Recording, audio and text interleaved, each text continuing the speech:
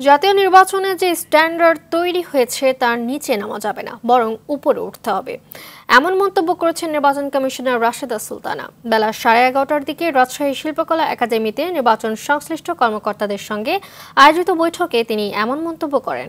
এ সময় আসন্ন উপজেলা পরিষদ নির্বাচনে ভোট গ্রহণ সুষ্ঠু ও অবাধ নিরপেক্ষ করতে দায়িত্বরতদের নির্দেশ দিয়ে তিনি বলেন, কারো বিরুদ্ধে দায়িত্বে অবহেলার অভিযোগ উঠলে তখনই তাকে বরদাস্ত করা হবে। সভায় রাজশাহী বিভাগের জেলা প্রশাসন ও আইনশৃঙ্খলা রক্ষাকারী বাহিনীর উচ্চপদস্থ কর্মকর্তারা উপস্থিত ছিলেন।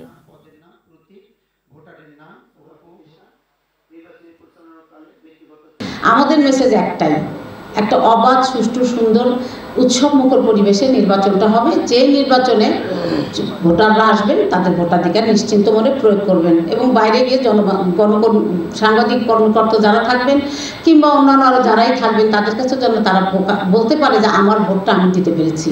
এই ভোটের অধিকারটা নিশ্চিত করাটা কিন্তু নির্বাচন কমিশনের দায়িত্ব।